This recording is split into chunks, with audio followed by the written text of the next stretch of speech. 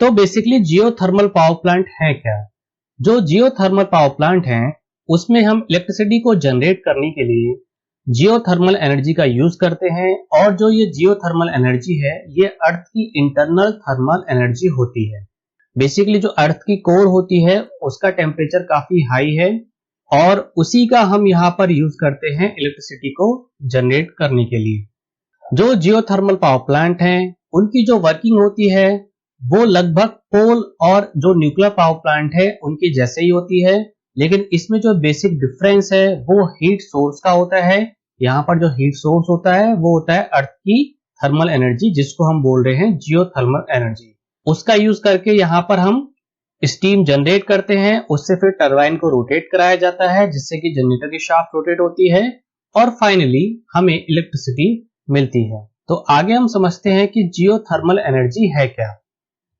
Geothermal energy basically earth के अंदर store energy है। जियोथर्मल एनर्जी जब अर्थ क्रिएट हुई थी, जब ये प्लेनेट बना था, तो उस समय रेडियोएक्टिव डिके ऑफ मटेरियल की वजह से और फॉर्मेशन ऑफ प्लेनेट की वजह से जियोथर्मल एनर्जी प्रोड्यूस हुई है। बेसिकली जो अर्थ की जियोथर्मल एनर्जी है वो हमें मिलती है अर्थ की इनर कोर से। जो अर्थ की इनर कोर है उसका टेम्परेचर काफी ज्यादा हाई है।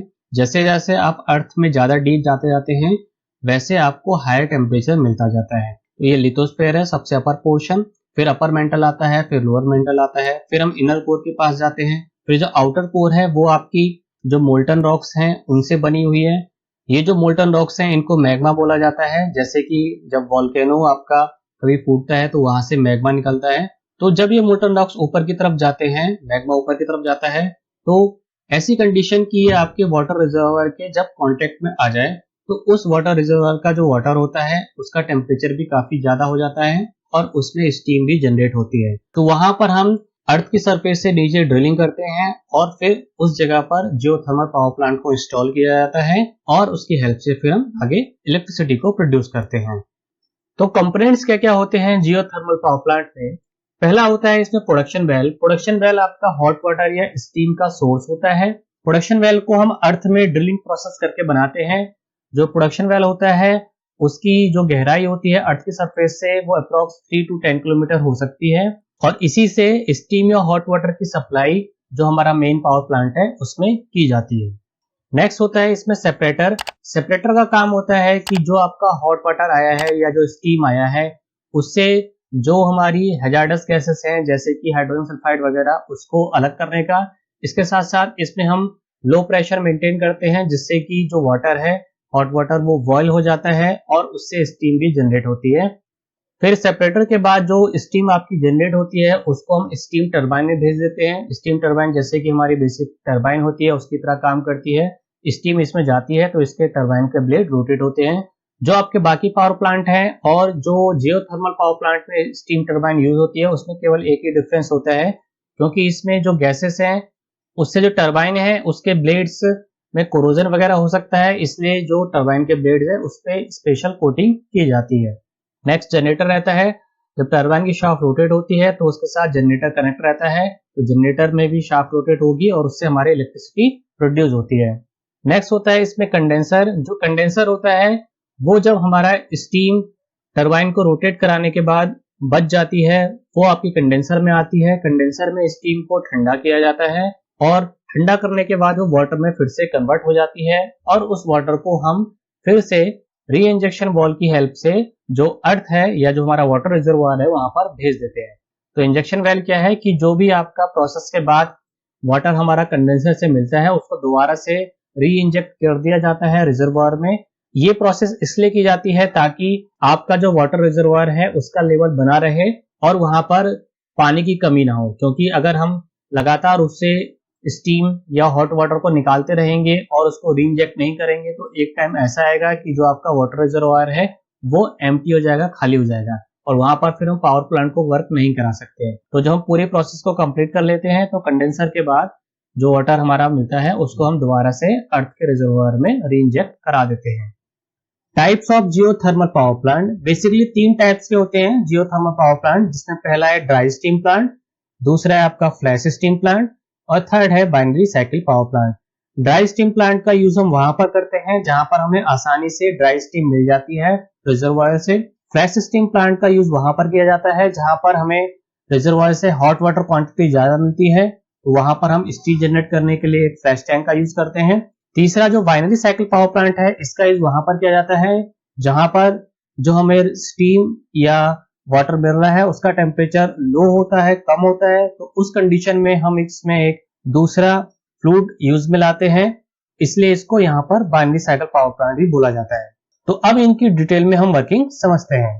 तो सबसे पहले इसमें हम बात करेंगे ड्राई स्टीम प्लांट की। जो ड्राई स्टीम प्लांट होता है उसमें हम स्टीम को डायरेक्टली टरबाइन ब्लेड पर डालते हैं और जिससे वो रोटेट होती है। तो ये इसका डायग्राम है। तो हमारे पास यहाँ पर वाटर रिजर्वायर है जिसमें वाटर हाई टेम्परेचर पर है, वहां से हमें स्टीम मिलती है। इस स्टीम को फिर डायरेक्टली नोजल की हेल्प से टरबाइन ब्लेड पर डाला जाता है जिससे वो रोटेट होंगे और ये टरबाइन की फिर शाफ्ट आपके जनरेटर की शाफ्ट से कनेक्ट रहेगी, जिससे जनरेटर की शाफ्ट रोटेट होगी और उससे इलेक्ट्रिसिटी प्रोड्यूस होती है।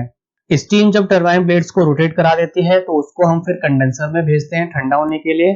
कंडेंसर यहाँ कूलिंग टावर की हेल्प से इस स्टीम को ठंडा करता है और फिर उस ठंडी स्टीम जो वाटर में कन्वर्ट हो गई है उसको हम री इंजेक्शन वेल की हेल्प से दोबारा से जो आपका रिजर्वायर है उसमें भेज देते हैं। तो सबसे सिंपल वर्किंग रहती है आपकी ड्राई स्टीम प्लांट की। तो नेक्स्ट है फ्लैश स्टीम प्लांट। बेसिकली जो फ्लैश स्टीम प्लांट है उसमें हाई प्रेशर हॉट वाटर को एक लो प्रेशर टैंक में डालकर उसको स्टीम में कन्वर्ट किया जाता है जिससे जनरेटर टरबाइन को रोटेट किया जाता है। तो यहाँ पर प्रोडक्शन वेल से हमारी हॉट वाटर जो है वो ऊपर की तरफ आता है। यहाँ पर जो हॉट वाटर रहता है उसका टेम्परेचर अप्रोक्स 180 डिग्री सेल्सियस रहता है।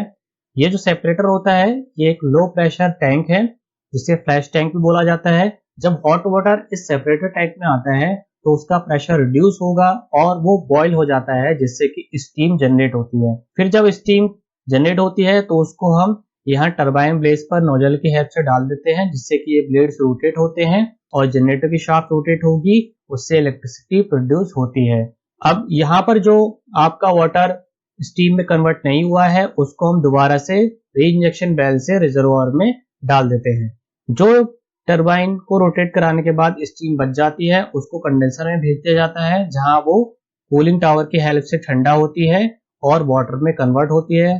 फिर इस वाटर को हम फिर से इंजेक्शन बेल में डाल देते हैं। नेक्स्ट है binary cycle power plant.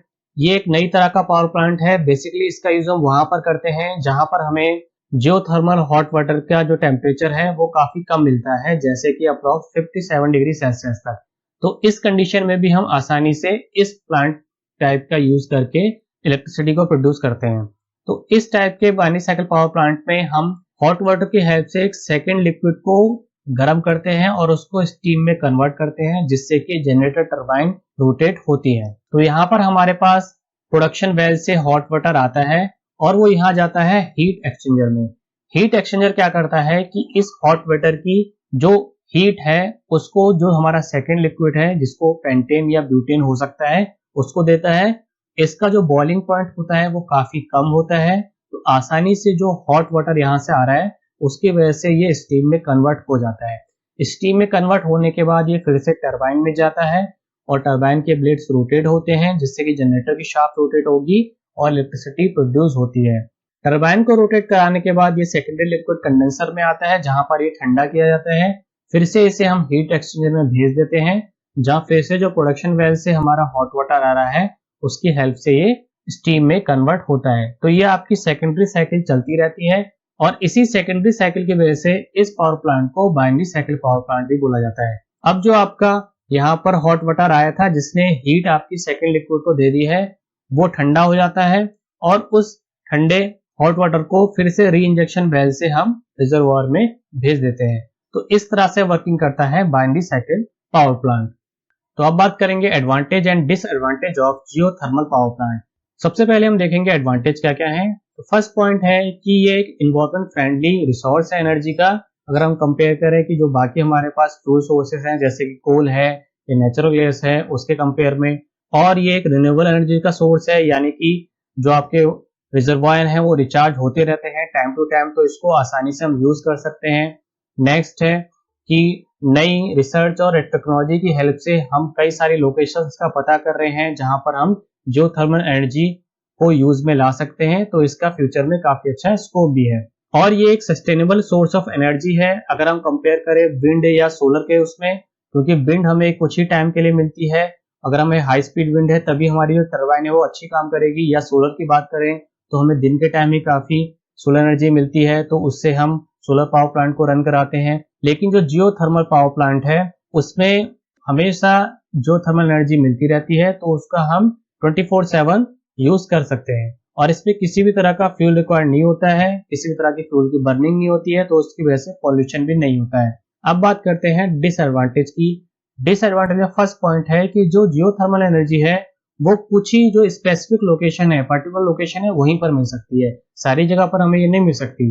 Next है कि जब जियो थर्मल पावर प्लांट को इंस्टॉल करने के लिए अर्थ में डिगिंग की जाती है तो उसकी वजह से कई सारी हैजार्डस गैसेस एटमॉस्फेयर में रिलीज हो सकती हैं, यानी कि उसमें फैल सकती है। नेक्स्ट जो जियोथर्मल एनर्जी है उसकी वजह से जो अर्थक्वेक है उसके चांसेस भी हो सकते हैं। जो रनिंग कॉस्ट होती है जियोथर्मल पावर प्लांट की वो काफी ज्यादा है। अगर हम बात करें 1 मेगावाट कैपेसिटी की तो उसके लिए $2 to 7 मिलियन का कॉस्ट पड़ता है, यानी कि इसकी रनिंग कॉस्ट बहुत ही ज्यादा है। तो टरबाइन को रोटेट कराने के बाद हमें जो फ्लूइड है उसको दोबारा से रिजर्वॉयर में पंप बैक करना काफी जरूरी होता है, क्योंकि अगर हम ऐसा नहीं करेंगे तो वो रिजर्वॉयर खाली हो सकता है। तो इसलिए इसको मैनेजमेंट करना बहुत ही जरूरी होता है ताकि हमारी जो सस्टेनेबिलिटी है वो बनी रहे। तो आई होप आपको समझ में आ गया होगा कि जियो थर्मल पावर प्लांट क्या है, कितने टाइप्स का होता है और वो कैसे काम करता है।